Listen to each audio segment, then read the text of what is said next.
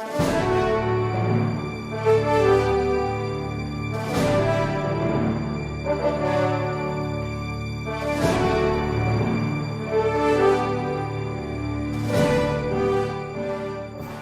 95 at 10:30 a.m. be encircled and marked as Exhibit 21. Mark it 21 accordingly. A, Your Honor. Mark it accordingly.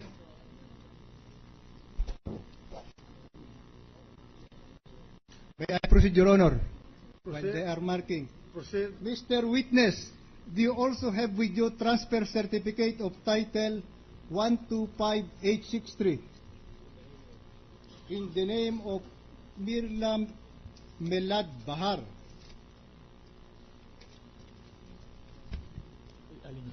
What is the relevance of this title named in someone when we are litigating a case against Chief Justice Renato Sicorona? May I be allowed to explain, Your Honor?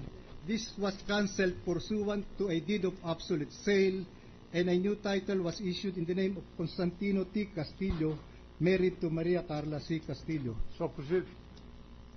No, but the question here, maybe interrupt, Your Honor. Yes. The question is, what is the pertinence or relevant when the person here being impeached is the Honorable Justice Corona?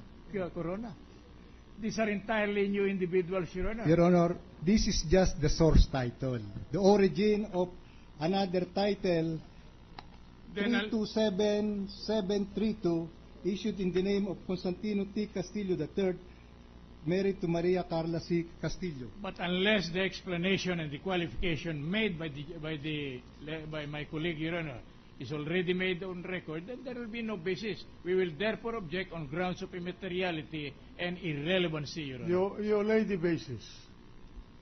Mr. Witness, Exhibit YY was cancelled. Will you tell us the reason for the cancellation of this title? Again, the same objection, Your Honor. Impertinent, immaterial, and irrelevant because the person named therein is not involved in this litigation, Your Honor. But according to him, there's a connection. And they're tracing it backward. That is precise. I'm sorry, Your Honor. That is precisely the basis of our objection. That basis had not yet been laid. So, From one transfer to another, then they jump into the conclusion that this is material simply because there is a Corona name here. And there is already a previous ruling of this Honorable Court that any and all evidences not covered by that order are deemed there is a prohibition, Your Honor. will you kindly reverse your questioning? Go back in time. Mr. Witness, do you have with you transfer certificate of title number 327732 in the name of Constantino T. Castillo III, married to Maria Carla C. Castillo? Oh, where is may I be permitted? Where is Renato Corona, the person, the official impeached in here? Your Honor, there was already a discussion about this issue, whether we can present evidence on the titles registered under the relatives of Chief Justice Corona pursuant to the provision of the forfeiture law on ill-gotten wealth. In fact, there is a pending issue which required both parties to file simultaneous memoranda. There is no. So until there is a ruling, we should be allowed to present evidence on this issue. There is no. Yes, Your Honor. Let me make a ruling. What is the relationship of Carla A. Castillo to the respondent? Your Honor, Carla C. Castillo is the daughter of Chief Justice Renato Corona. In fact, his full name is Carla C., meaning Corona Castillo. Well, anyway, the question is if he has that title. So the question, the witness may answer. But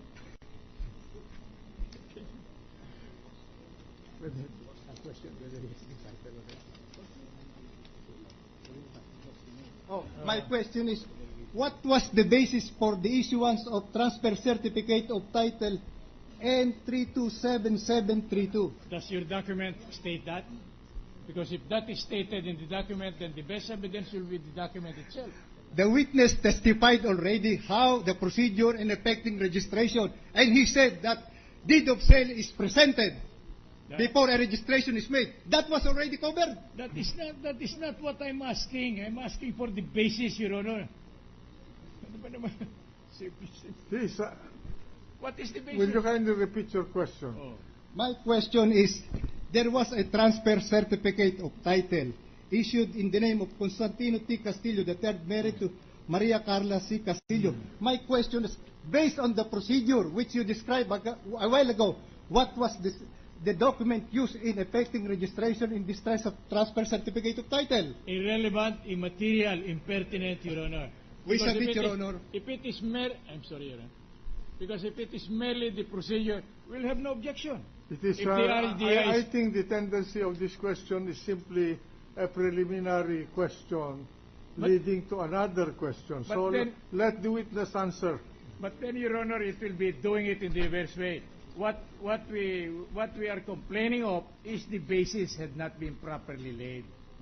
If the basis had been properly laid, then we have no objection, Your Honor, in connecting the relationship of the party named in the document as being related to the impeachable public officer, Chief Justice Corona.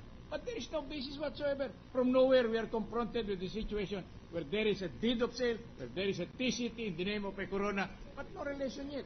If this Corona is the daughter and so on, then this is covered by the prohibition pursuant to the order. I'm sorry, compañero, the chair has already made the ruling. Unless he will consider... Let the witness answer, and if the irrelevancy of this line of questioning and the answers, the counsel may make a motion to strike out the answers. Thank you, Your Honor. Your Honor, transfer certificate of title number 125683 is a title registered in the name of Mirla Nelad Bahar, married to Beneroso E. Bahar.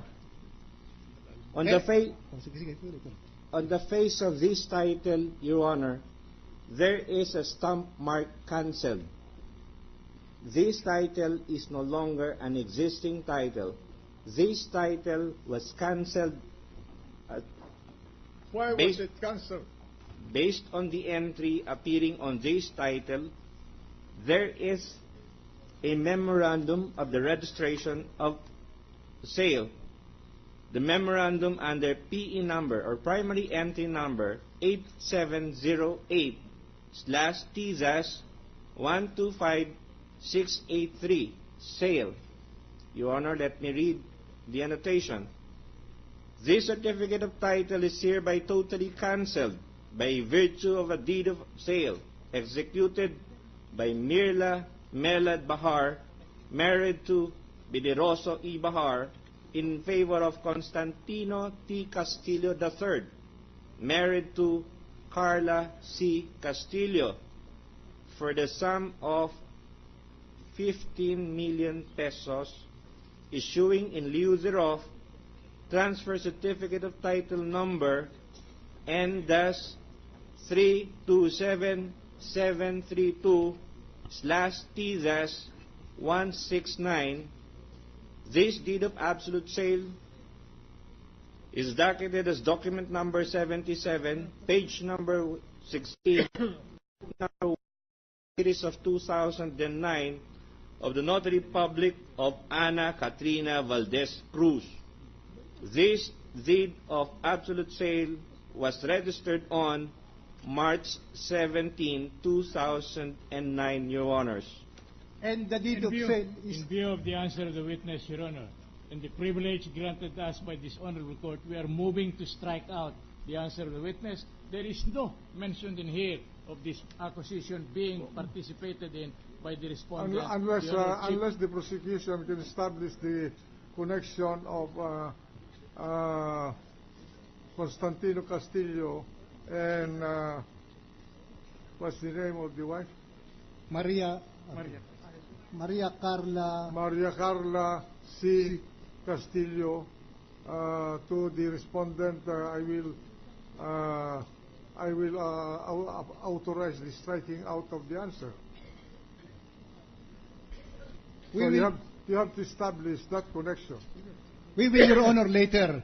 Somebody will testify as to relationship between Constantino T. Castillo and Maria Carla C. Castillo to Chief Justice Corona, and that will be taken care of by another witness. All right. Your With that answer, I will allow the answer to stay in the record in the meantime until that evidence is presented.